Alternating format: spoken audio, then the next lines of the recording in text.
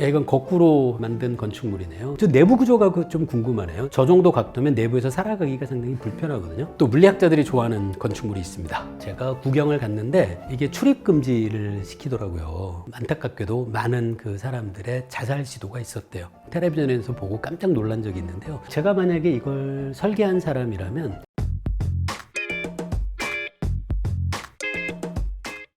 예, 안녕하세요. 성균관대학교 물리학과 김범준입니다. 제 채널 범준의 물리다, 범물리에 와주셔서 감사합니다. 예, 오늘은 중력을 거스르는 건축물에 대해서 여러분과 이야기 나눠보려고 합니다. 이런 방식으로 만들어진 것을 텐세그러티라고 부릅니다. 이 텐세그러티를 유심히 보시면 공중부양하듯이 떠 있는 것처럼 우리가 보게 되는 그런 시각적인 효과가 있는데요. 당연히 공중에 떠 있을 리는 없고요. 유심히 보시면 이런 부분들을 가는 철사 혹은 낚싯줄 같은 걸로 연결해 놓은 걸 볼 수 있습니다. 물리학에선 이런 것을 역학적인 평형 상태라고 부릅니다. 주어진 물체에 작용하는 힘을 모두 다 더하면 그 힘의 총합은 0이 되어야 한다. 따라서 물체가 움직이지 않고 가만히 있다 라는 조건이 하나 있고요. 또 하나는 이 물체에 작용하는 돌림힘, 돌아가게 하는 힘이라고 생각해도 되는데요. 돌림힘을 다 더해도 모두 0이 된다 라는 것이 역학적 평형의 두 번째 조건입니다. 결국 전체가 움직이지도 않고 전체가 돌아가지도 않는 것, 그게 바로 역학적인 평형인데요. 이 두 조건을 모두 만족하는 방식으로 이런 텐세그러티 작품들이 만들어지게 돼요. 아마 가장 흔한 그 텐세그러티인 것 같은데요. 이 사진을 여러분이 유심히 보시면 가운데 위와 아래를 연결하는 가는 줄을 여러분이 보실 수 있습니다. 이 가는 줄을 여러분이 가위로 끊었다 라고 한번 상상해 보시면 어떤 일이 벌어질지를 물리학자뿐 아니라 누구라도 짐작할 수 있어요. 위에 있는 부품이 가운데 이 연결선이 없다면 당연히 아래로 떨어지게 됩니다. 그래서 가운데 줄이 필요하고요. 여기서 오른쪽에 있는 철사를 끊으면 어떻게 될까요? 왼쪽은 철사가 있고 오른쪽이 없으면 철사가 있는 쪽으로 회전하게 될 것을 여러분들 직관적으로 금방 알 수 있죠. 그래서 이렇게 철사 혹은 낚싯줄을 이용을 해서 교묘한 방식으로 이 역학적인 평형을 구현한 것, 그게 바로 텐세그러티의 원리입니다. 역학적인 평형은 사실 우리가 살아가고 있는 모든 곳에서 평형 상태를 유지하기 위해서 꼭 필요한 거죠. 고층 빌딩을 올릴 때 철근이 그런 콘크리트가 하는 것도 역학적인 평형을 유지하기 위한 거고요. 건물이 약간은 기울어도 버티지 않고 다시 원래 위치로 돌아올 수 있는 것도 역학적인 평형입니다. 텐세그러티를 이용했다라고 할 수 있는 건축물들은 사실 그렇게 많지는 않은데요. 이걸 좀 더 큰 맥락에서 역학적 평형을 이용한 것이 무엇일까라고 묻는다면 역학적 평형을 이용하지 않는 것은 아무것도 없다 라는 게 제 솔직한 답변 같아요. 제가 지금 여기 의자에 앉아 있잖아요. 이것도 역학적 평형이에요. 제가 이 의자를 위에서 아래로 누르는 중력과 의자가 제 엉덩이를 위로 받치는 중력이 추직항력이라고 하죠. 그 두 힘이 역학적 평형을 이루고 있으니까 제가 공중으로 치솟지도 않고 이 의자를 뚫고 내려가지도 않는 거죠.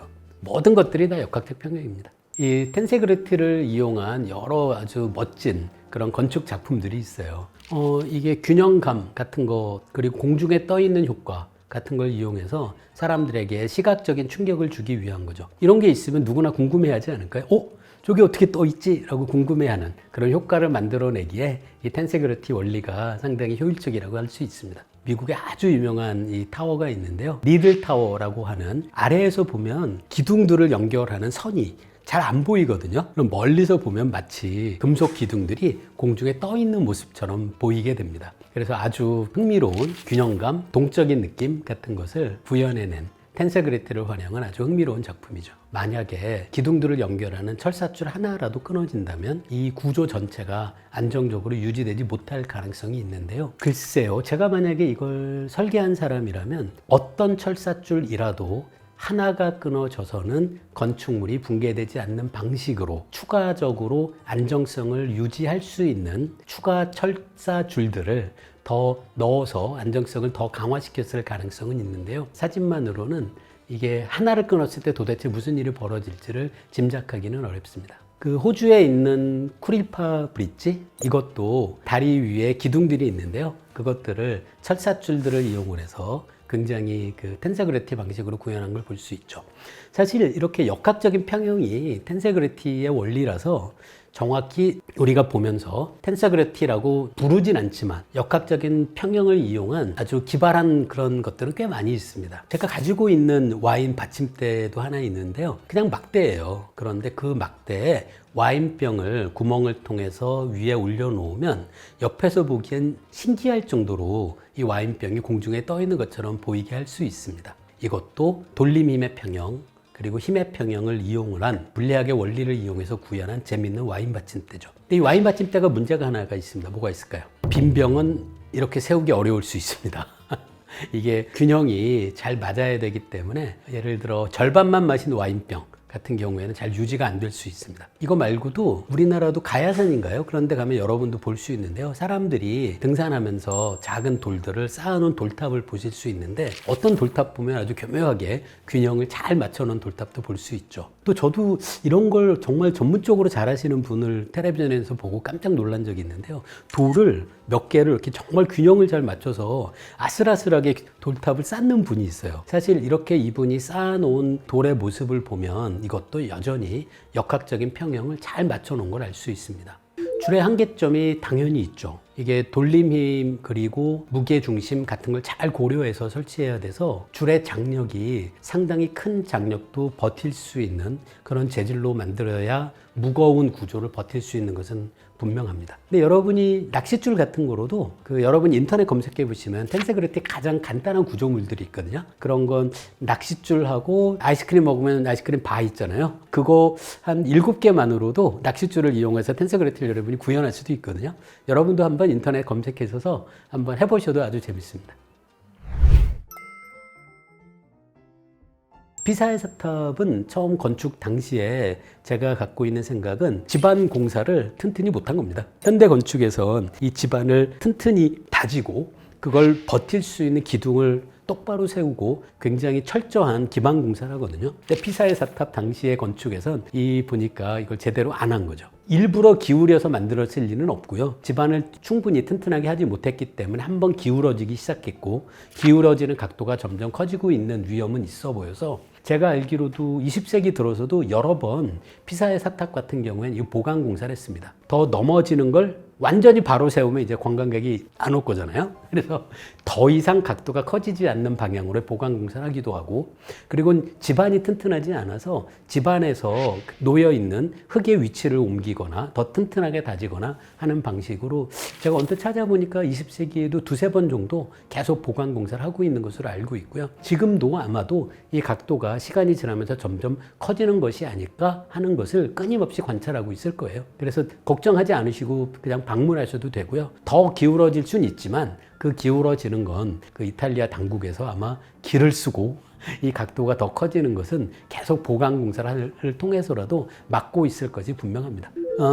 한쪽 방향으로, 특히 기울어져 있으면 그쪽 방향으로 사람들이 많이 모여 있게 되면 물리학에서 돌림힘이 커져서 더 불안정해지는 건 맞는데요. 사람의 몸무게와 이 탑을 구성하고 있는 돌의 무게를 생각하면 사람의 몸무게가 그 돌림힘에 그렇게 큰 영향을 미칠 것 같지는 않습니다. 너무 걱정하지 않으시고요. 그 에펠탑의 구조를 보시면 이건 안정적일 수밖에 없거든요. 먼저 아래쪽이 더 면적이 넓고 또 크고 위로 갈수록 좁아지는 구조에서 당연히 이 건물 전체의 안정성이 굉장히 잘 보강되어 있습니다. 여러분들 쉽게 짐작할 수 있죠. 에펠탑을 거꾸로 세웠다고 생각해 보세요. 그럼 당연히 그 모습을 유지하기가 어렵잖아요. 그래서 전체 모습이 아래쪽은 넓고 위로 올라가면서 좁아지는 구조, 일종의 뿔 같은 구조죠. 그렇기 때문에 안정적인 것도 안정성의 원인이 분명히 되고요. 또 에펠탑을 가까이서 가서 보시면 철골 구조인데 그 사이로 바람이 숭숭 통합니다. 그래서 웬만한 태풍이 불어도 딱 막혀 있는 면이라면 바람의 영향을 강하게 받을 텐데 바람의 상당한 부분을 통과시킬 거라서 바람에도 상당히 강할 것 같고요. 그리고 아무리 땅이 흔들려도 아까 말씀드린 아래가 넓고 위가 좁아서 그런 지진에 대한 안정성도 상당히 높아 보여요. 상당히 오래 갈 수 있는 건축물 구조를 갖고 있습니다. 신기한 건축물들은 많은데요. 그래도 물리학자다 보니까 물리학의 원리가 반영된 건축물, 이 무엇일까라고 생각하면 가장 처음 떠오르는 것은 현수교예요. 현수라는 게 그냥 줄을 들이웠다라는 뜻입니다. 그러니까 여러분도 해볼 수 있거든요. 진주 목걸이 같은 거 있잖아요. 진주 목걸이를 이렇게 가만히 들고 있으면 아래 면이 이렇게 똑바른 모양도 아니고요. 그렇다고 반원도 아니고 좀 희한한 모양으로 이렇게 구성되어 있죠.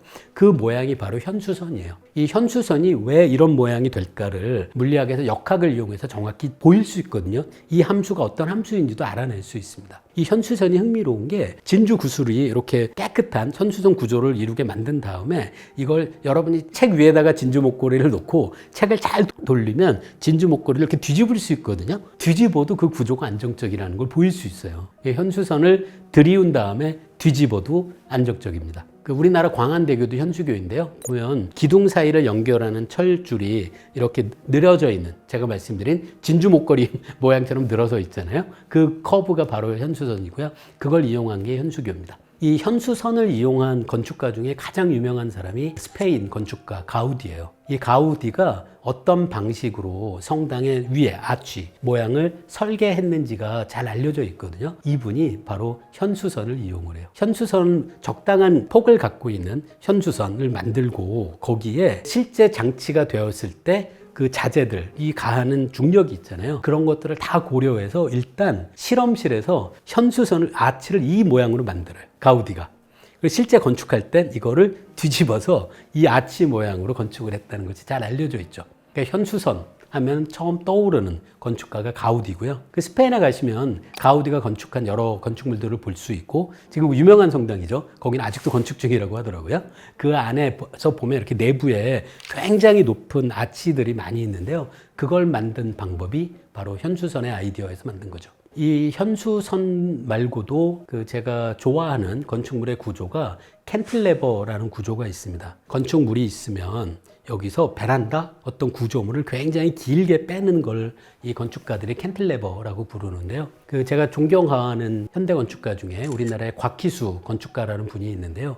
이분이 주로 콘크리트를 이용한 건축물을, 멋진 건축물들을 많이 설계하세요. 이분이 만드시는 건축물들의 특징 중에 하나가 방금 말씀드린 캔틸레버가 강조되는 그런 건축물들이 꽤 많이 있습니다. 여러분도 한번 사진 찾아보시면 캔틸레버 구조를 이분이 어떻게 건축물에 활용하시는지 볼 수 있죠. 이 캔틸레버를 이용한 건축물 중에 구경해본 건축물 중에 하나가 뉴욕에 있는 레너드 스트리트에 있는 건축물인데요. 이 건축물을 여러분이 사진을 찾아보시면 이 건축물의 별명이 있는데요. 그게 젠가 빌딩입니다. 젠가 빌딩. 젠가라고 아시죠? 이렇게 블락들을 쌓아놓고 번갈아 가면서 하나씩 빼는, 딱 봐도 젠가처럼 보이는 건물이 있는데요. 여기서도 방금 말씀드린 캔틸레버를 활용해서 굉장히 불규칙한 옆면의 모습을 멋지게 구현한 걸 볼 수 있죠. 제가 뉴욕에 갔을 때 본 건축물 중에 뉴욕 사람들이 벳셀이라고는 애칭으로 부르는 건축물이 있습니다. 벳셀이면 뭘까요? 용기 혹은 배라는 뜻이죠. 그래서 정말 배 혹은 용기처럼 보입니다. 어떤 그릇처럼. 그래서 아래가 좁고 위로 갈수록 넓어지는 구조를 갖고 있는 멋진 건축물이 있습니다. 제가 구경을 갔는데 이게 출입 금지를 시키더라고요. 안타깝게도 많은 사람들의 자살 시도가 있었대요. 원래는 이 벳셀이 아래에서 출발해서 이렇게 나선형을 따라서 위로 걸어 올라갈 수 있는 구조인데요. 이제는 출입을 통제해서 바깥에서는 볼 수 있고 올라가면서 이 건축물을 내부 모습을 감상할 수는 없는 그런 상황입니다. 처음 제가 이 얘기를 들었을 때 왜 벳셀 이 멋진 건축물에서 자살 시도가 많을까라고 생각해 본 것 중에 첫 번째 이유는 이건 일종의 사람들의 심리적인 효과인데요. 이 벳셀에서 자살한 사람이 지난주에 몇 명 있었다라는 이야기를 점점 사람들 사이에 퍼지게 되면 자살 시도하는 사람들이 그곳을 갈 확률이 늘어나죠. 그래서 참 이게 안타깝긴 한데요. 자살 시도가 많이 일어나는 곳, 특히 추락을 통한 자살 시도가 일어나는 곳에선 이후로도 점점 더 자살 시도자가 많아지게 되는 안타까운 사건이 있습니다.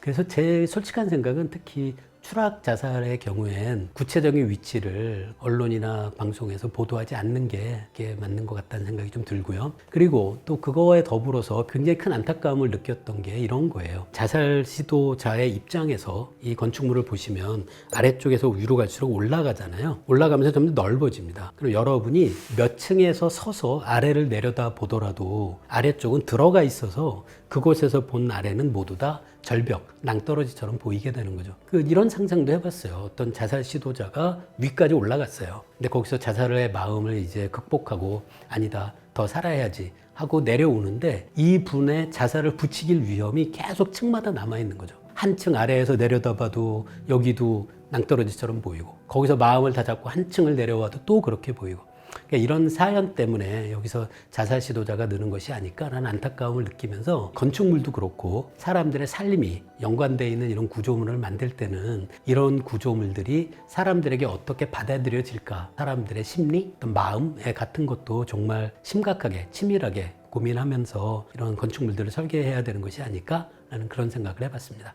네, 또 물리학자들이 좋아하는 건축물이 있습니다. 이 건축가의 이름은 버크민스터 풀러라고 불리는 분인데요. 이 분의 건축물로 유명한 게 커다란 공 모양의 구조를 만드는데 그 구조의 표면을 여러 개의 다각형을 조합해서 만드는 방법으로 여러 건축물을 남긴 아주 유명한 건축가예요. 그런데 이 건축물의 구조와 흡사한 것이 자주 보는 물건 중에 있습니다. 바로 축구공입니다. 요즘 축구공은 잘 모르겠고요. 오래된 축구공은 다 이렇게 만들었는데요. 한번 유심히 보세요. 그럼 축구공이 동그란 모양인데 축구공의 겉면에는 육각형과 오각형으로 구성되어 있습니다. 육각형과 오각형을 적당한 수로 이용을 해서 축구공을 만들어내는 방법이 딱 한 가지밖에 없습니다. 이건 기하학에서 알려져 있는 문제인데요. 이 축구공과 정확히 똑같은 구조를 갖고 있는 물질을 물리학자, 화학자들이 찾아내게 됩니다. 이게 탄소 원자 60개로 구성되어 있어서 C60, C60이라고 불리는 물질인데요. 이 물질에 애칭이 있는데 애칭의 이름이 플루린입니다. 건축가 버크민스터 풀러의 이름을 딴 이름이 붙어 있는 아주 아름다운 구조를 갖고 있는 분자 구조예요. 이걸 발견한 사람들이 그 1996년에 노벨 화학상을 3분이 수여하기도 해요. 물리학 그리고 화학에서 굉장히 잘 알려져 있는 구조고 이게 축구공의 구조와 같고요. 그리고 이런 것들을 활용한 그 건축가가 있다는 것이 그 과학자 입장에서 상당히 흥미로운 얘기였습니다. 네, 얼마든지 가능합니다. 이 구조물에서 처음 제가 언뜻 보고 신기하게 생각했던 건 얘가 왼쪽으로 돌아서 땅에 떨어지지 않을까라고 생각할 수 있는데요. 유심히 보시면 오른쪽에 어떤 목재 같은 걸 이용을 해서 그쪽 방향으로 돌아가지 못하게 하는 버팀목이 있는 걸 알 수 있죠. 저 버팀목을 모두 없앴는데 저 구조가 유지됐다. 그럼 정말 신기하겠죠. 근데 사실 뭐 신기해 보이지만 물리학을 위배하는 건축물은 전혀 아닙니다. 예, 이것도 마찬가지죠. 아래쪽에 좁은 면적의 기둥이 있잖아요. 기둥의 면적, 그리고 기둥이 버틸 수 있는 힘과 돌림힘 같은 것에 대해선 이 건축을 하시는 분들이 정말 치밀하게 설계해야지만 가능합니다. 너무 잘못해서 기둥을 너무 작게 하면 기둥에 작용하는 압력이 커지거든요. 그래서 기둥이 버티지 못하고 무너질 거고요. 기둥을 너무 크게 하면 지금 우리가 보는 이런 놀라운 시각 효과를 건축가가 만들어낼 수 없겠죠. 그래서 이런 건 정말 예술, 과학, 공학 같은 것들이 모두 아울러진 저는 일종의 종합미술 같은 느낌을 가질 때가 많이 있습니다. 여기서는 위에 올라가 있는 창문이 있는 그 구조물, 그 구조물의 길이를 얼마로 할 수 있을까? 라는 것도 굉장히 건축적으로는 놀라운 그 시도라고 생각해요. 상당히 불안정해 보이는데도 이 구조를 유지하고 있죠. 하지만 아무리 신기해 보여도 물리학의 원칙을 어긋나는 건축물은 없습니다. 어긋나면 지금 우리가 보는 건축물이 불가능하기 때문인데요. 사실 물리학자들은 건축 잘 몰라요. 그리고 뭐 콘크리트의 어떤 물성 같은 것도 잘 모르거든요. 그래서 이걸 보고 물리학자로 하여금 계산을 통해서 이 구조물이 안정되어 있다는 걸 보여라고 하면 사실 공학자나 건축이나 뭐 설계나 그쪽에 있는 분들이 훨씬 더 정확한 계산을 할 수 있을 텐데요. 저는 어쨌든 물리학의 원칙이 위반되진 않는다라는 것은 확실히 말씀드릴 수 있습니다. 네, 나무가 상당히 큰 아주 좋은 건축 자재입니다. 옛날에도 우리나라 신라의 황룡사 9층 목탑이 있었잖아요. 9층의 탑을 나무로만 만든 거예요. 나무는 굉장히 좋은 건축 자재라서 동서양을 막론하고 오래전부터 모든 문화권에서 나무를 이용한 건축은 계속 이어져 왔죠. 지금 여기서도 나무 기둥을 가공하지 않고 원래 나무 모양을 그대로 살리면서 이 건축물을 만든 것은 신기하긴 한데요. 이것도 신기해 보이지만 물리학에 어긋나는 것은 아닙니다. 제 생각에는 이걸 과거에 어떤 우리 선조가 설계한 게 아니라 현대 건축가가 설계했다면 분명히 치밀한 사전 조사를 했을 겁니다. 이 나무가 있는 아래쪽에 집안이 어떤지, 이 나무가 이제 더 이상 살아있지 않은 나무잖아요. 그러니까 살아있지 않은 경우에 이 나무가 예를 들어 부식하거나 아니면 부패할 때 강도가 약해지는 것은 어느 정도 효과가 있을까? 그런 모든 것들을 고려해서 상당히 정교하게 설계했을 가능성이 큽니다. 이건 거꾸로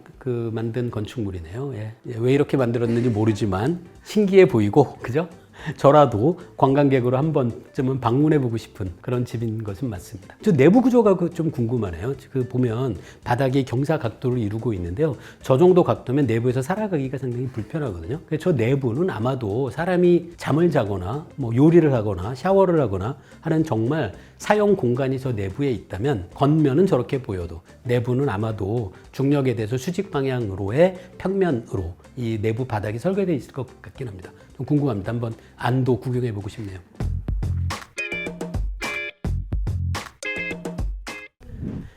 오늘은 여러분과 함께 다양한 구조물에 대한 이야기를 나눠봤는데요. 물리학의 원칙을 위배하는 건축물은 없습니다. 하지만 얼마든지 우리 눈에 신기하고 그리고 아름답고 경이로워 보이는 건축물들은 계속 만들어지고 있습니다.